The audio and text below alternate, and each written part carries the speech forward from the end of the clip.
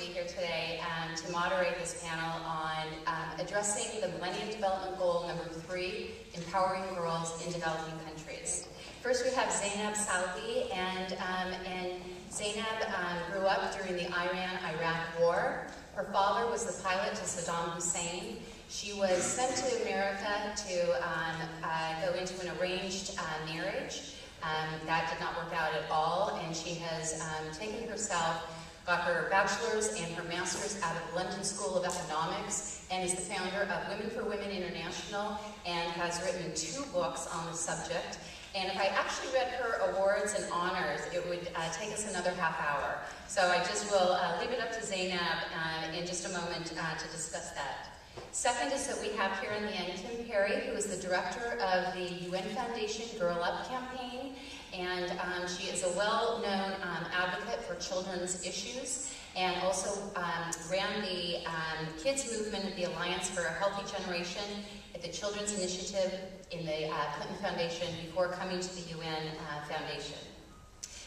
Then we also have Nancy Zhang, and Nancy is a senior at Hunter College High School here in New York. She is an international trustee for Key Club, which has over 300,000 teens working in leadership and fundraising in 33 countries around the world, and she is our representative of teens across the U.S.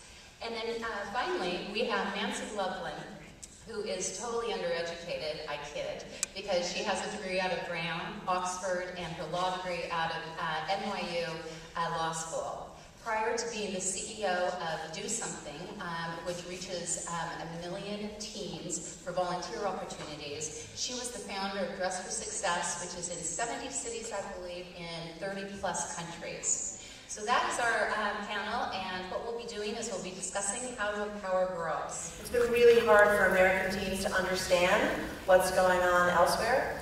I'll give you some information. There are always 2 causes in like the top 5 for American girls: animals and homeless.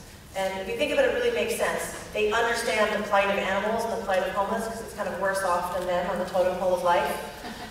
And they're really kind of personifiable. It's anecdotal. So the way we all learned about the Holocaust was reading a diary of Anne Frank. The way people finally learned about Rwanda was Hotel Rwanda, or reading what's been known as That Book that was at Starbucks 2 summers ago. You know, it's stories and storytelling.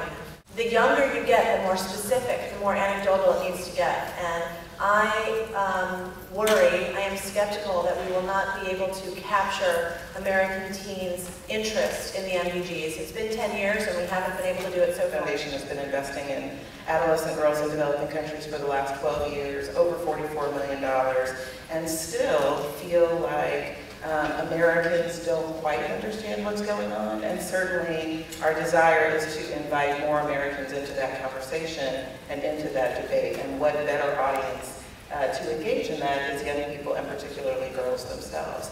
So that first thing we really realized is that girls give. You know, we surveyed a subset of teenagers here in this country, and 79% of them had donated food, clothing, or household items. 53% of them had donated their own money, not their parents' money, but their own money, which, unlike Nancy, was a little skeptical of before, but we really learned that girls in America do have a little bit more discretionary dollars than one might expect, and that they were willing to prioritize a latte,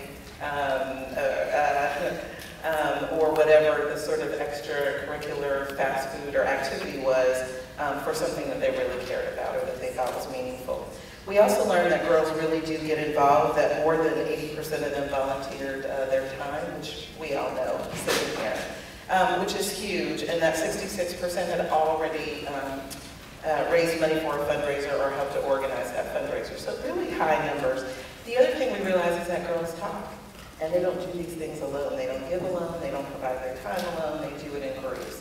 That they either pulled in their parents, they either pulled in their schools or BFFs, right, their best friends forever, and said, let's do this together because I think we care about it. So, and then the more important thing is that 80% of parents were comfortable with girls taking part in service and particularly fundraising activities, which is key. That parental support, that parental guidance, the ability to have adult allies that will sort of walk that road. We have 33 international. And each group of Key Club leaders within those districts are supposed to go out and reach out. And every year we have a goal to increase our membership. And this membership isn't just to have an increase in numbers, but it's our larger goal of mobilizing young students and servant leaders throughout the community. But I do see the point in American teenagers having maybe a lack of focus or a lack of interest in going out and maybe trying out some more diverse service projects. Within our international organization alone, we do see a decrease in numbers because it does become harder with all the things that are going on in our society today for teenagers to become a little more interested in doing community service. But I think the way to approach this challenge is to work with organizations like Do Something, which Key Club International already does, but I think to spread the word out a little more about other organizations would be the way to get teenagers a little more involved. I'm sure everyone wants to have their own ideas. I just want to say that's exactly actually what we started calling this last March on International Women's Day, which unfortunately is not as well known in America, but it's the day in every single other country outside of America. It is the one day that is for women and girls, that you don't have to be a mother or married or whatever you are. It doesn't matter what age you are. In countries like Bosnia, they have flowers all over the streets of the country, and every boy and every man buy a flower for every girl and every woman that day. And we call for every organization, for every girl, for every woman to meet on a bridge that day and tie their fabrics together and say enough is enough with war. And if you know, obviously the issue that I work on is actually to stop wars and for girls and women's voices to be heard. And we have women and girls in 20 countries, 120 cities join. Some of them we knew, some of them we did not know, from Tokyo to New York City to Qatar to Congo and Bosnia and Afghanistan meeting. And it was about taking our space. It was walking on a bridge and not taking our physical space about that.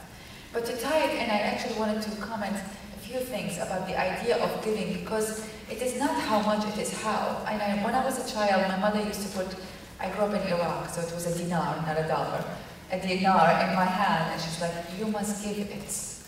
And it was the act of understanding as a child that I need to give because there's someone else who is less privileged. And when I said Women for Women, it was a young woman, 20 years old, first year in college, or whatever year in college she was, did a concert and raised $2,000. And I was able to move into an office, from a basement to an office, and that changed women for, the nature of Women for Women.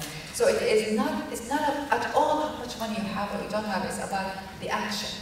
And right now, if we need anything, we need the youth to scream loud and clear. We need to make this era the girls' and women's era. This is our century, and we need to all loud and clear, scream and lead. So I totally agree.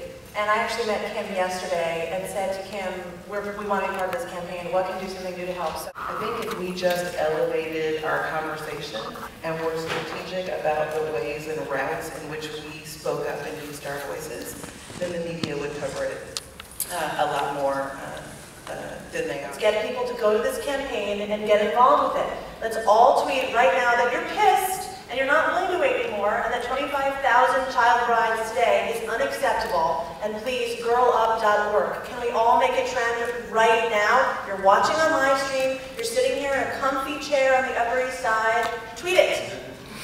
Thank you. And then the second point that we came up with is really working together in a collaborative way to allow girls to inspire each other to take action, both in terms of bringing awareness and in terms of fundraising for girls in developing countries. And then we actually can make a difference in the plight of those girls through Women for Women International and other organizations in developing countries. And at that point, I think we will say thank you to each of our panelists. Nancy Loveland, Nancy Zhang, Zainab Salvi, and Kim Perry, and thank you for your attention. We truly appreciate it, and hopefully you can help make a difference. Thanks.